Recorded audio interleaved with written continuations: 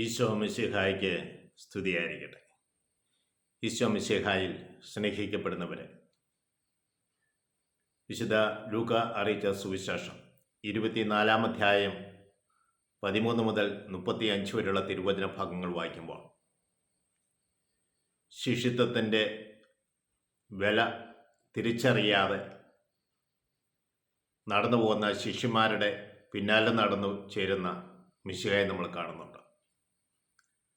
അവരുടെ ജീവിതത്തിൽ ഉണർവ് നൽകിക്കൊണ്ട് അവസാന സമയം അപ്പമെടുത്ത് അവർക്ക് കൊടുക്കുമ്പോൾ അവരുടെ കണ്ണുകൾ തുറക്കപ്പെടുകയാണ്. ലൂക്കായുടെ സുവിശേഷം 24 അധ്യായത്തിൽ ശിഷ്യത്വത്തിൽ നിന്ന് അകന്നു പോകുന്ന ശിഷ്യന്മാരെ ദൈവസാന്നിധ്യത്തിലേക്ക് അടുപ്പിക്കുന്നത് വിശുദ്ധ കുർബാനയുടെ ഒരു അനുഭവമാണ്. നമ്മൾ കണ്ടുകൊണ്ടിരിക്കുക യോഹന്നാൻ്റെ സുവിശേഷം 21 അധ്യായമാണ്. അവിടെ ശിഷ്യന്മാരെ രാത്രി മുഴുവൻ അധ്വാനിച്ചിട്ട് മത്സ്യമൊന്നും കിട്ടാതെ വിഷമിച്ചിരിക്കുമ്പോൾ ഈശോയുടെ വാക്കുകൾ വലതുവശത്ത് വലയിറക്കുക. യേശുവിൻ്റെ കൂടെയായിരുന്ന ശിഷ്യന്മാർ ഈശോയുടെ വാക്ക് കേട്ട് വലയിറക്കിയപ്പോൾ വല നിറച്ച് മത്സ്യം കിട്ടി. ഈശോ അവരെ ക്ഷണിക്കുന്നത് അപ്പവും മീനും ഒരുക്കി വെച്ചുകൊണ്ടാണ്. ബൈബിൾ പണ്ഡിതന്മാർ പറയുക, ഇത് വിശുദ്ധ കുർബാനയെക്കുറിച്ച് സൂചിപ്പിക്കുന്ന ഒരു അടയാളമാണ്. ശിഷ്യത്വത്തിൽ നിന്ന് അകന്നു പോകുന്ന ശിഷ്യന്മാരെ നവീകരിക്കപ്പെടുവാനും പുനരുദ്ധരിക്കപ്പെടുവാനും വേണ്ടിയുള്ള ദൈവത്തിൻ്റെ പദ്ധതിയാണ് വിശുദ്ധ കുർബാന. ആ ശിഷ്യന്മാരെ വീണ്ടും ഈശോയിലേക്ക് ഒന്നിപ്പിക്കുക.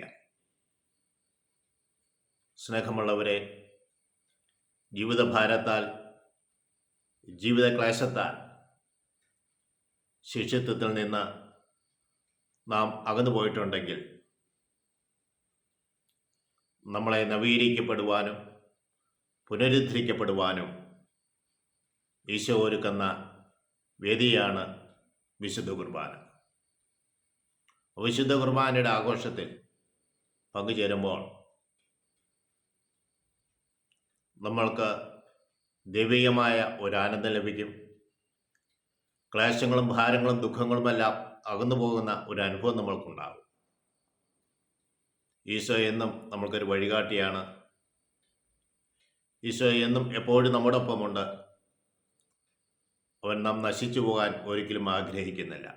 ഈശോ വന്നത് തന്നെ എല്ലാവർക്കും ജീവനുണ്ടാകുവാനും അത് സമൃദ്ധമായി ഉണ്ടാകാനുമാണ്. ജീവന് സമൃദ്ധി നമുക്ക് ലഭിക്കുവാൻ വേണ്ടി ആഗ്രഹിക്കുന്ന മിശിഹ, ആ മിശിഹയുടെ എപ്പോഴും സ്നേഹമുള്ളവരും നന്ദിയുള്ളവരും കടപ്പാടുള്ളവരുമായി തീരട്ടെ. നമുക്ക് ഇന്നും ഈശോയെ വിളിച്ച് അപേക്ഷിക്കാം. ഈശോയെ രക്ഷിക്കണമേ, ഈശോയെ നീ ഞങ്ങൾക്ക് ചെയ്തു തന്ന എല്ലാ അനുഗ്രഹങ്ങൾക്കും നന്ദി എന്ന് പറയുകയും ചെയ്യുക. സ്നേഹമുള്ളവരെ, ശിഷ്യത്വത്തിൻ്റെ പടവിൽ നിന്ന് അകന്നു പോയിട്ടുണ്ടെങ്കിൽ തിരിച്ചറിഞ്ഞ് തിരിച്ചു വരുവാൻ വിശുദ്ധ കുർബാനയിലേക്ക് നമുക്ക് ഒന്നുചേരാം. ത്രിയേക ദൈവം നമ്മളെവരെയും അനുഗ്രഹിക്കട്ടെ എന്ന് പ്രാർത്ഥിക്കുന്നു. പിതാവിനും പുത്രനും പരിശുദ്ധാത്മാവിനും സ്തുതി. Praise the Lord.